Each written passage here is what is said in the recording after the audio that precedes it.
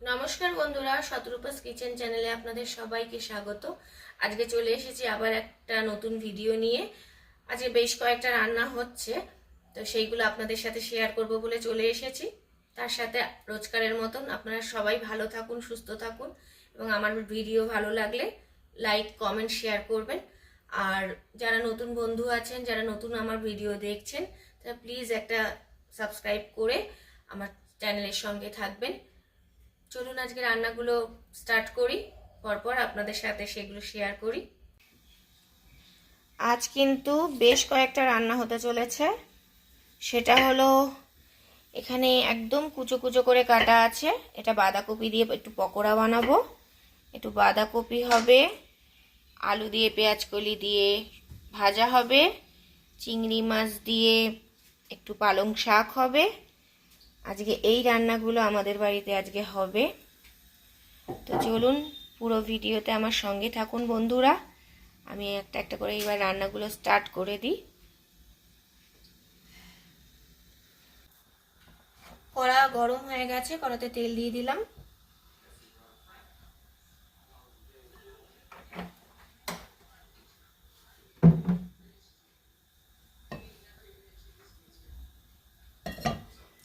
কড়াতে তেল দিয়ে দিলাম। প্রথমে আমি আগে চিংড়ি মাছগুলোকে ভেজে নেব।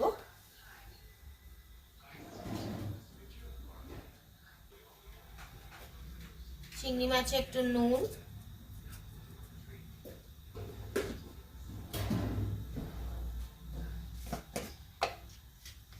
এর একটু হলুদ দিয়ে দিলাম।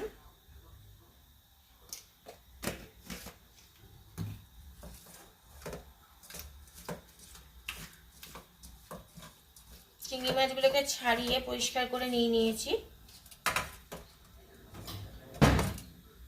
তেল গরম হয়ে গেছে, আমি তেলের মধ্যে অল্প একটু হলুদ দিয়ে নেব, যাতে তেলগুলোকে না ছিটকায়। অনেকে নুন দেয়, কিন্তু নুন দিলেও কিন্তু ছিটকায়। আমি একটু হলুদ দিয়ে নিই, দেখুন একটুও ছিটকাবে না, অল্প করে। চিংড়ি মাছগুলোকে একটু ভেজে নিয়ে আমি তুলে রাখবো, বেশি ভাজবো না।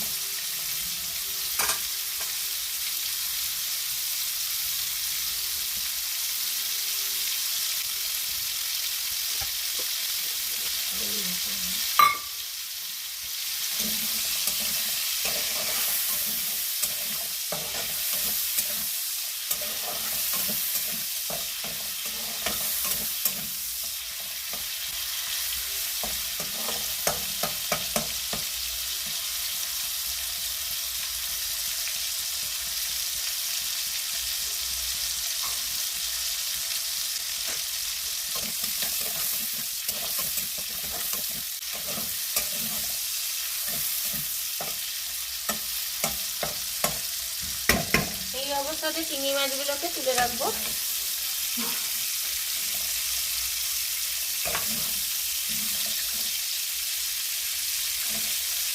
বেশি একদমই ভাজবো না, এরকম অবস্থাতে তুলে রাখবো।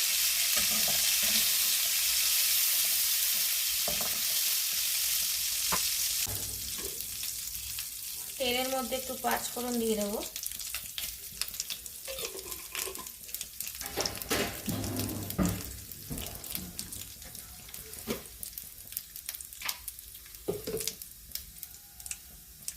পাঁচফোড়নগুলোকে একটু ভেজে নেব।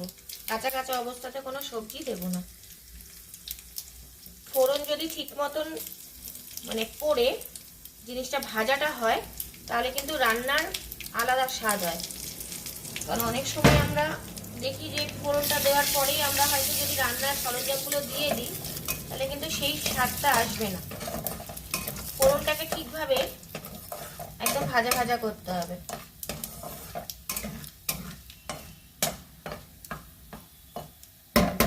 পাঁচফোড়ন আর শুকনো লঙ্কা দিয়ে দিয়েছি।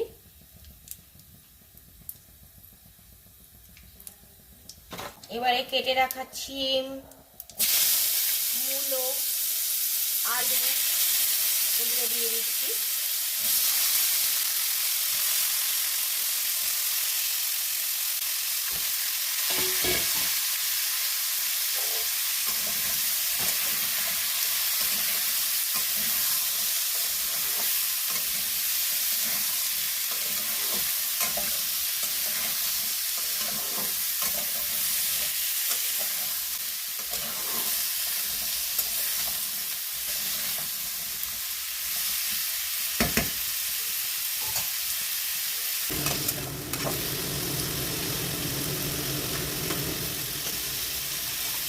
ভালো করে ফোড়ন দিয়ে তারপরে একে একে সব সবজিগুলো দিয়ে দেব।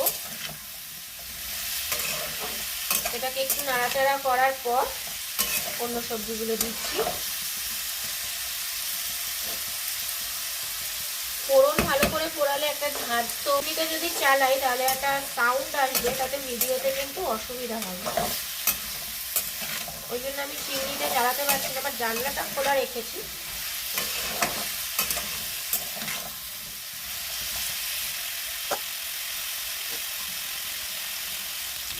এগুলো একটু ভাজা ভাজা হয়ে গেছে। এইবারে আমি কুমড়ো আর বেগুনটাকে দিয়ে দেবো।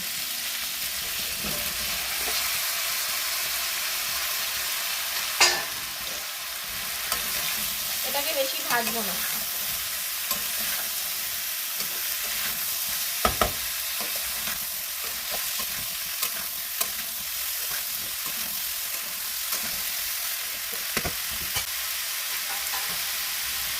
ঢাকা দিয়ে দিচ্ছি।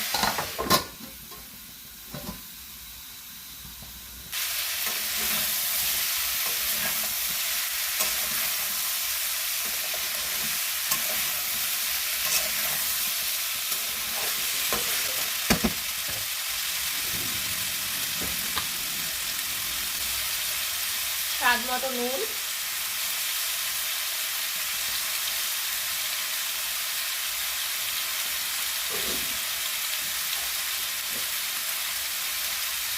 জিরের গুঁড়ো,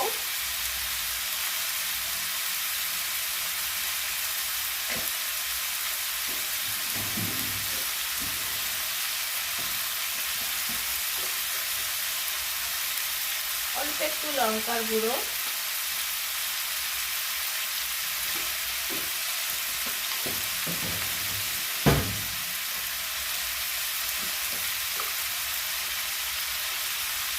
হলুদ গুঁড়ো,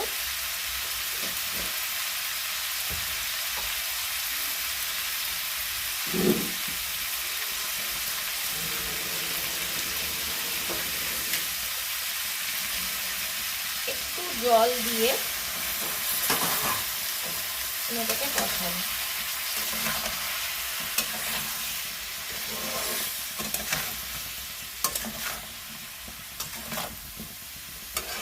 অল্প একটু সামান্য জল দেবো।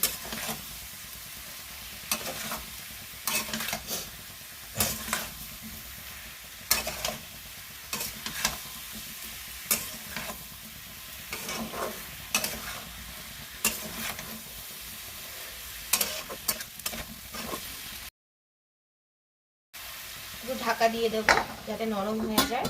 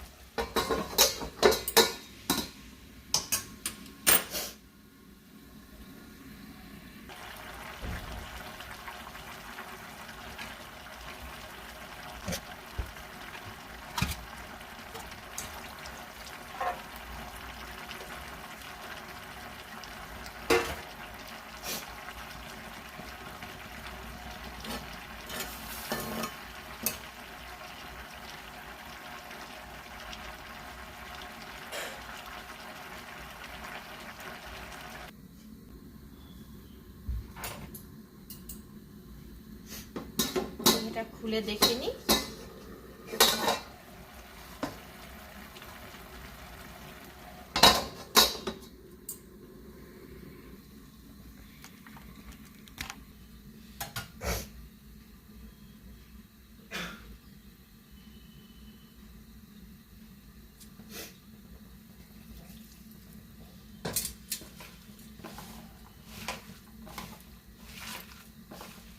এইভাবে ভালো করে মেখে নিচ্ছি।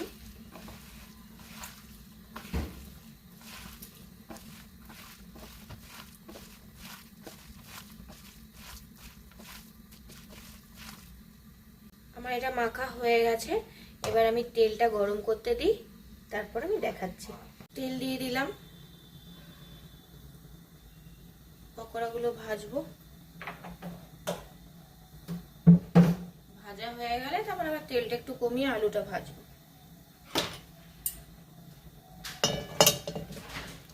আজকে টুকটুক করে অনেকগুলো রেসিপি আছে।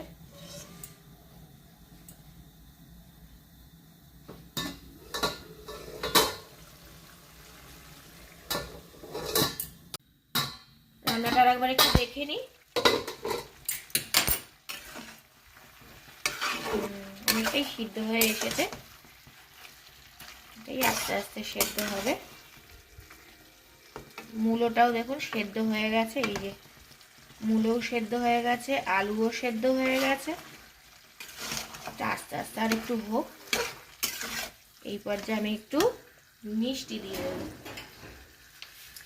এই তরকারিতে কিন্তু একটু মিষ্টি মিষ্টি না হলে ভালো লাগবে না।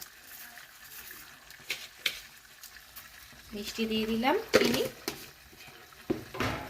যে যেমন স্বাদ মতন খাবেন এরকম ভাবে। শীতকালে এরকম রান্না খেতে কিন্তু বন্ধুরা খুবই ভালো লাগে।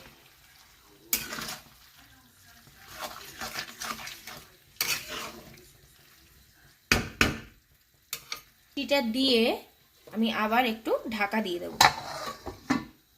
এদিকে মনে হচ্ছে আমার তেল গরম হয়ে গেছে।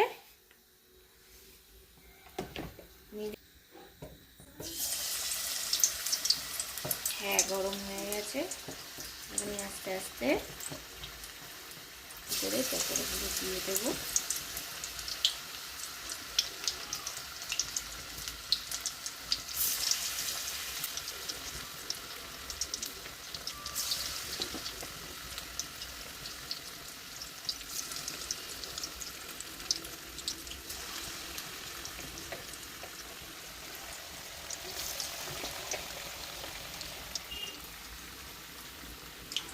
বাঁধাকপির পকোড়া।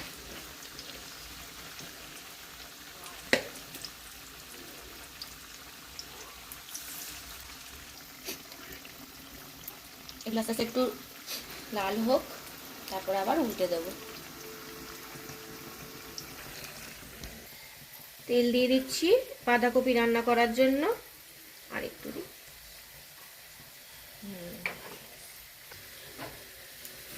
তেলে একটু জিরে ফোড়ন দেব। জিরেটাকে ভালোভাবে ভাজবো।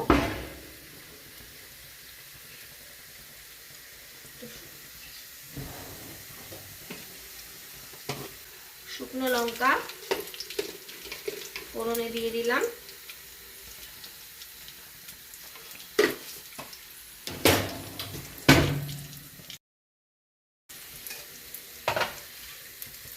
এটা হয়ে গেছে, আমি এবার এটা তুলে নিচ্ছি।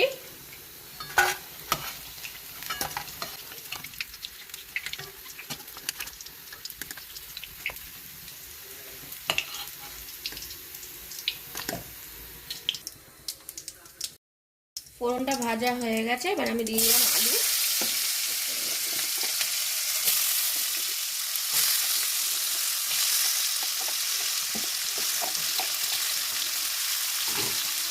আলুটা একটু ভেজে নেব।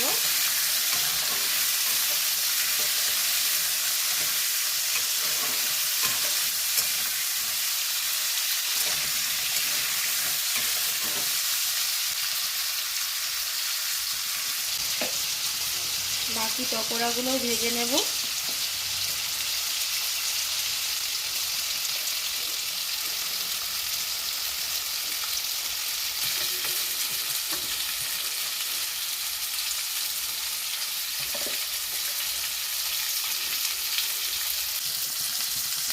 দিয়ে দিচ্ছি স্বাদ মতো নুন,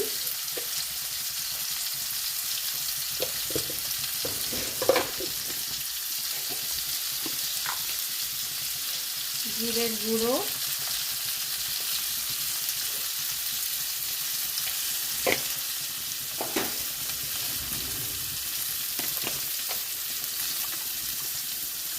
হলুদ গুঁড়ো,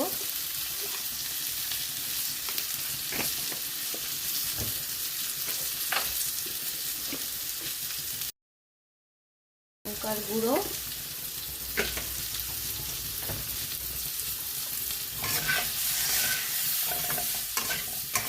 দিয়ে আমি এখানে বাঁধাকপিটার মধ্যে দিয়ে দেবো।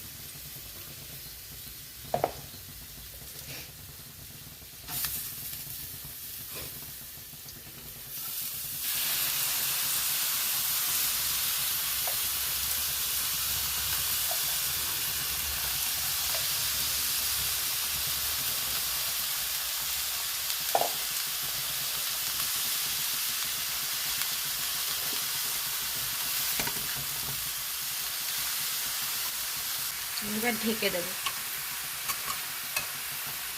এখন সিম আছে, ঢেকে দেবো। সিম করে দিলাম আঁচটা। আর এদিকে বড়াগুলোকে দেখি কি অবস্থায় আছে, উল্টে দিই।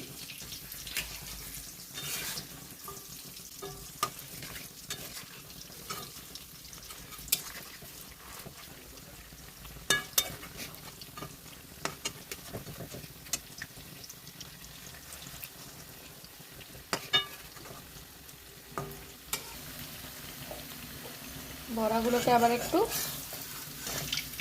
ওলট পালট করে দিই।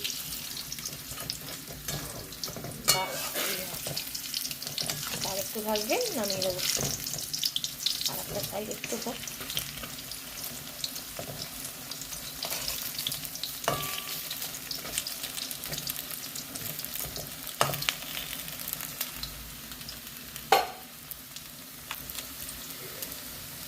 বাঁধাকপিটা একটু দেখে নিই।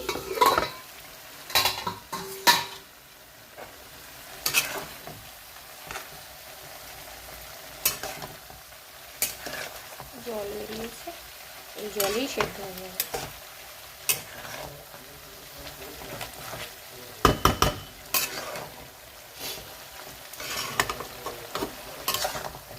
এখন কিন্তু মিষ্টি দেবো না বন্ধুরা, যখন একদম সেদ্ধ হয়ে যাবে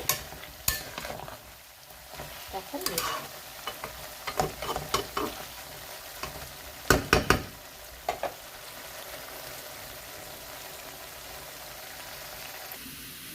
এবার বড়াগুলোকে আমি তুলে নেব। হয়ে গেছে বড়া, গ্যাসটা অফ করে দিচ্ছি। বড়াগুলোকে তুলে নিই।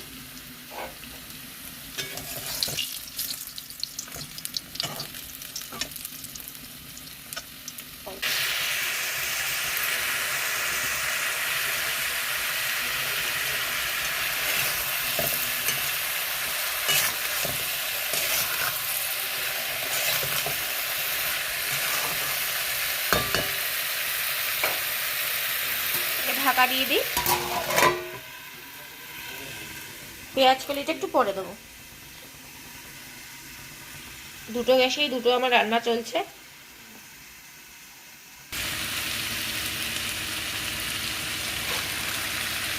পেঁয়াজ কলি আর কাঁচা লঙ্কাটা দিয়ে দিলাম।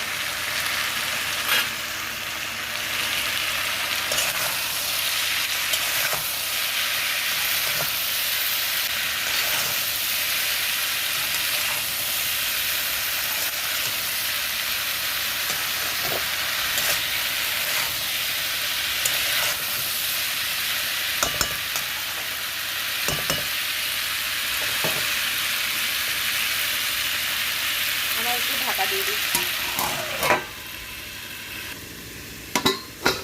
বাঁধাকপিটা একটু দেখি।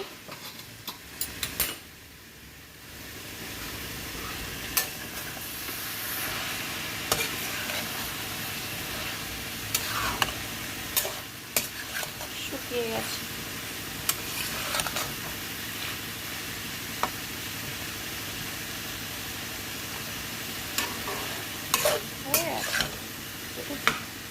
বাঁধাকপিটা কিন্তু হয়ে গেছে, কিন্তু এর মধ্যে মিষ্টি আর ঘি গরম মশলা যে আমরা দিয়েছি সেটা ক্যামেরাটাই অন করা হয়নি, অথচ মানে বলা হয়ে গেছে। তো ওটার জন্য আপনাদের কাছে মানে ক্ষমা চেয়ে নিচ্ছি যে এটা আমি দেখাতে পারলাম না, কারণ ভিডিওই অন করা হয়নি।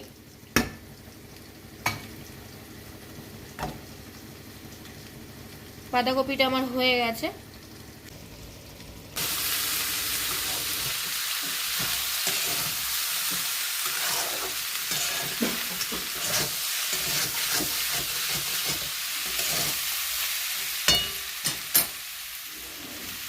স্বাদ মতো নুন দিয়ে দিলাম।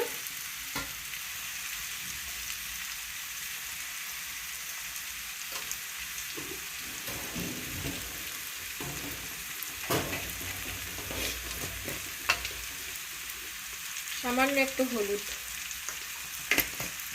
হয়ে গেছে মোটামুটি ভাজাটা।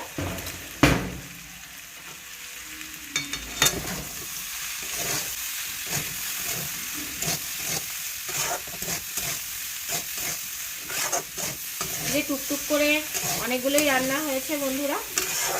পেঁয়াজ কলি দিয়ে আলু ভাজা, বাঁধাকপির পকোড়া, চিংড়ি মাছ দিয়ে পালং শাক, মিষ্টি মিষ্টি করে বাঁধাকপি। শীতকালে এরকম খাবারও মন্দ লাগে না। এটা আরেকটু ভাজা হবে।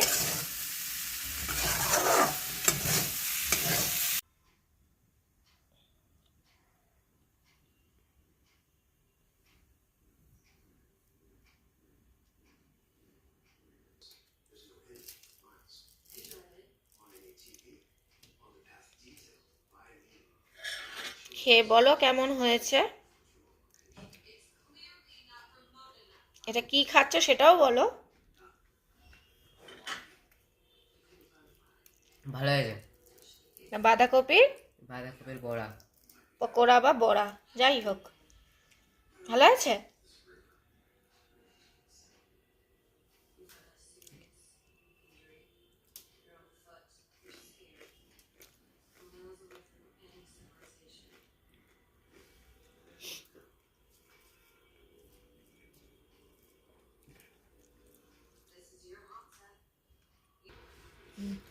এই আমি নিলাম বাঁধাকপি,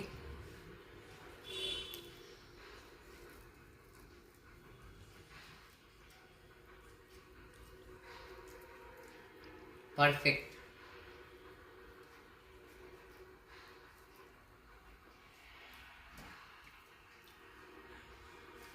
আলু ভাজা,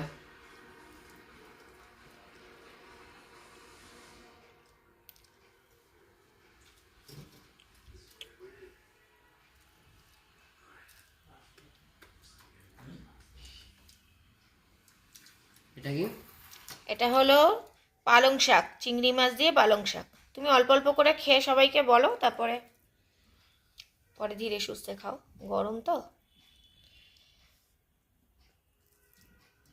এটাও খুব সুন্দর হয়েছে। এখানে ভিডিওটা শেষ করছি। লাইক, সাবস্ক্রাইব এন্ড শেয়ার করে দেবে, আর কেমন হয়েছে সেটা কমেন্টেও জানিয়ে দেবেন। নমস্কার বন্ধুরা, তাহলে ভিডিওটা এখানেই আমরা শেষ করছি। ও আস্তে আস্তে ধীরে সুস্থে খাক, ওর রান্নাগুলো পছন্দ হয়েছে তো। এখানেই ভিডিওটা শেষ করছি। সবাই ভালো থাকবেন, সুস্থ থাকবেন। আবার দেখা হচ্ছে নতুন কোনো ভিডিও নিয়ে। নতুন যারা আছেন তারা প্লিজ সাবস্ক্রাইব করে দেবেন, আর সবাই লাইক, কমেন্ট, শেয়ার করবেন। টাটা।